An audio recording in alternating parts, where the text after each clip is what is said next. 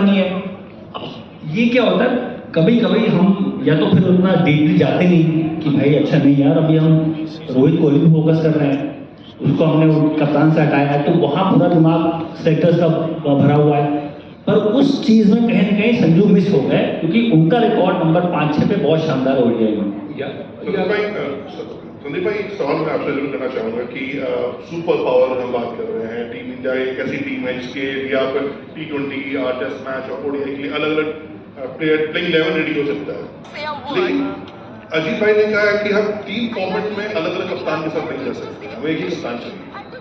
ये उसकी सोच है, हर खिलाड़ी, हर कोच, हर कप्तान की सोच अलग अलग होती है, लेकिन whether it's benefiting the team, ये बहुत जरूरी है। आपने श्रेयस अय्यर और संजू का नाम लिया, मैं तो पूछता हूं कि ये चिंता की बात है?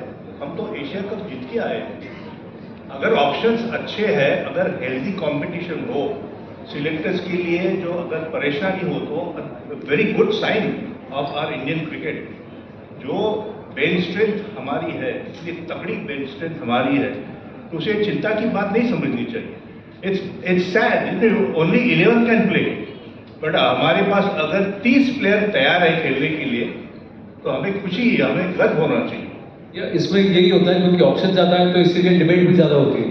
और ये आप लोग करते हैं आप लोग करते हैं। जब किसी का चयन होता है तो आप बोलते हैं कि इसका चयन क्यों हुआ, अगर किसी को ड्रॉप किया जाता है तो ड्रॉप क्यों किया।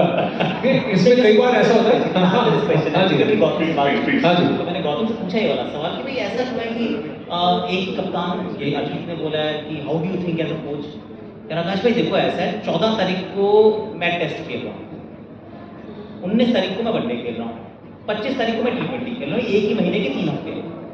तो 24 से 19 से 25 तक अगर 3 अलग अलग कप्तान होंगे तो टीम कैसे चलेगी?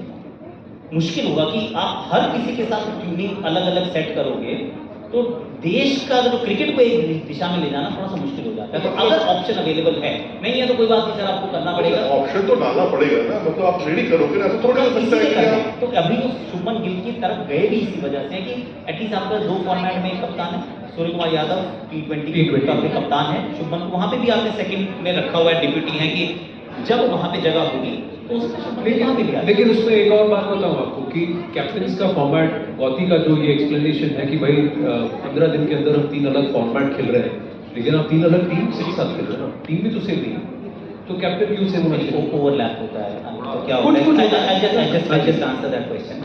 सी, अगर आप एक फॉर्मेट के कप्तान हैं और मान लीजिए आपके पास 3 कोच भी, एक कोच रखो, 3 रख लो, आई मीन 3 कोच, 3 कप्तान, 3 अलग अलग टीम। भारत में बहुत लोग हैं, 140 करोड़, पैसे बहुत है हमारे पास, 140 करोड़ लोगों का देश है, टेंशन क्या है, बहुत इतने सारे लोगों का चयन नहीं हो पा रहा, तो कितनी अच्छी बात है, कर लीजिए। तो इसमें होता क्या है कि आप एक टीम के कप्तान है, आपको ना बुमराह जरूर चाहिए, आपको बुमराह चाहिए, आप नहीं छोड़ेंगे बुमराह को। और दूसरे वाला फॉर्मेट वाला क्या था, मुझे भी बुमराह चाहिए, क्योंकि मेरा फॉर्मेट तो इसकी, मेरी किस्मत जो है वो तो इसी के ऊपर डिपेंड करती है। तीसरा कहता है मेरी क्या गलती है भाई, अब मेरे को भी तो चाहिए बुमराह। तो now everybody is pulling Indian cricket in different directions, तो सर कैसे चलेगी? तो वो एक फॉर्मेट ही नहीं रहती क्रिकेट अगर